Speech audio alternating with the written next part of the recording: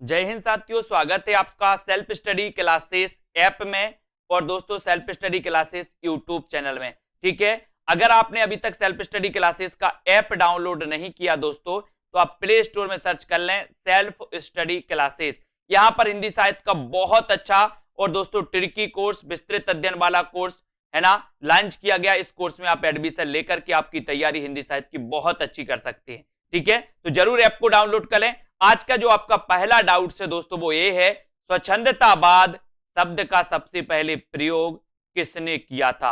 अब देखते हैं दोस्तों, इस प्रश्न में बहुत सारे लोग गलत करके आएंगे, क्योंकि क्योंकि उनको पता है कि स्वच्छंदतावाद के प्रवर्तक तो कौन माने जाते हैं, श्रीधर पाठक। तो श्रीधर पाठक ने ही स्वच्छंदतावाद का सबसे पहले प्रयोग किया होगा, ये ऐसा मानना हो जाता। लेकिन नहीं, डाउट्स क्या है, श्रीधर पाठक स्वच्छंदतावाद के प्रवर्तक हैं, लेकिन स्वच्छंदतावाद शब्द का प्रयोग सबसे पहले किया था मुकुटधर पांडे ने। अपन पढ़ते ना कि छायावाद शब्द का सबसे पहले प्रयोग किसने किया था, मुकुटधर पांडे ने। ऐसे ही स्वच्छंदतावाद शब्द का सबसे पहले प्रयोग भी मुकुटधर पांडे ने ही किया था। और दोस्तों स्वच्छंदतावाद के प्रवर्तक माने जाते श्रीधर पाठक। इनको आपको याद रख लेना है दोस्तों। ठीक है, इन्हें आपको पता है प्रकृति का उपासक कभी भी कहा जाता है, किसे, श्रीधर पाठक को। एक क्वेश्चन आता है, प्रकृति का सुकुमार कवि किसे कहा जाता है, प्रकृति का चितेरा कवि कैसे कहा जाता है। लोग लगा देते आंखें बंद करके पंत। लेकिन एक क्वेश्चन आता है कि प्रकृति का उपासक कवि किसे कहा जाता है, तब दोस्तों फिर भी लगा देते पंत। अब नहीं लगाना, प्रकृति का उपासक कवि श्रीधर पाठक, स्वच्छंदतावाद का प्रवर्तक श्रीधर पाठक, है ना। स्वच्छंदतावाद शब्द का सबसे पहले प्रयोग किसने किया, मुकुटधर पांडे ने। इन क्वेश्चनों को आपको बहुत अच्छे से पढ़ना है। डाउट्स नंबर 2, फूलों का गुच्छा की रचनाकार कौन है।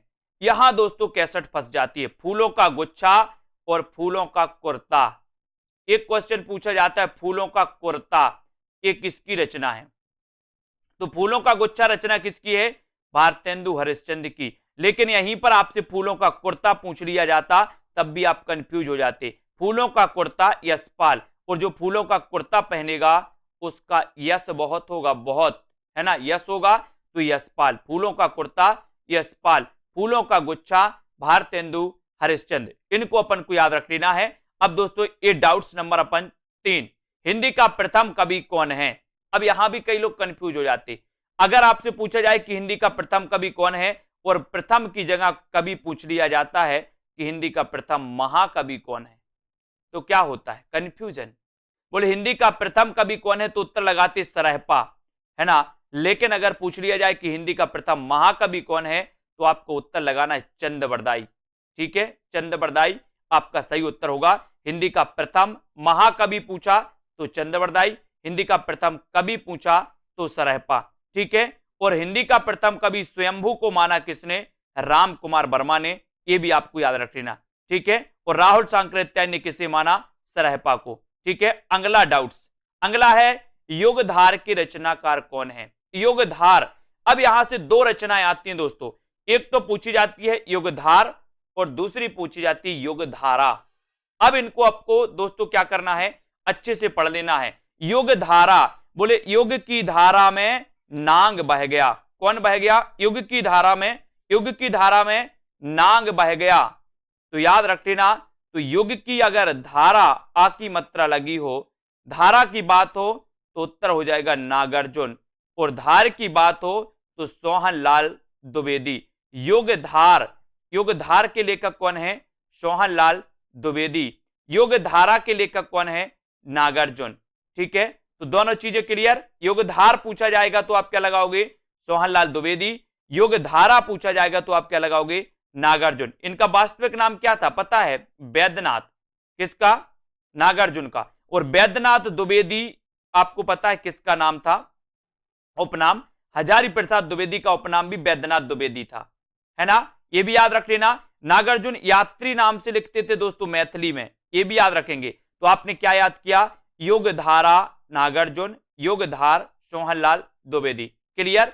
अगला डाउट्स, अगला डाउट से समय देवता के रचनाकार कौन है। तो आप सीधे सीधे क्वेश्चन लगाना, बताइए, अगर आपको बनता है तो उत्तर जरूर बताएं, समय देवता के रचनाकार कौन है।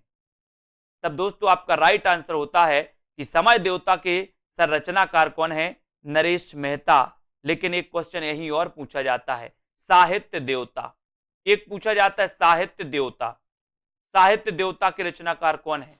अब दोस्तों ये साहित्य देवता ये क्या है? निबंध है। और ये निबंध किसका है? मैंने आपको कई बार बताया कि साहित्य देवता को माखन खवाना है, और समय देवता है इसलिए लोग नरेश बन जाते हैं। बोले वो नरेश बन गया, बोले समय देवता है ना। तो समय देवता ये लंबी कविता है दोस्तों, किसकी? नरेश मेहता की। और साहित्य देवता के रचनाकार कौन है? माखनलाल चतुर्वेदी। कंफ्यूजन है, कंफ्यूजन, कंफ्यूज नहीं होना। समय देवता नरेश मेहता और साहित्य देवता माखनलाल चतुर्वेदी। इन प्रश्नों को बहुत अच्छे तरीके से ढंग से पढ़ना है दोस्तों। हमेशा पूछे जाती है सेशन दोस्तों अपना हमेशा चलेगा डाउट्स वाला।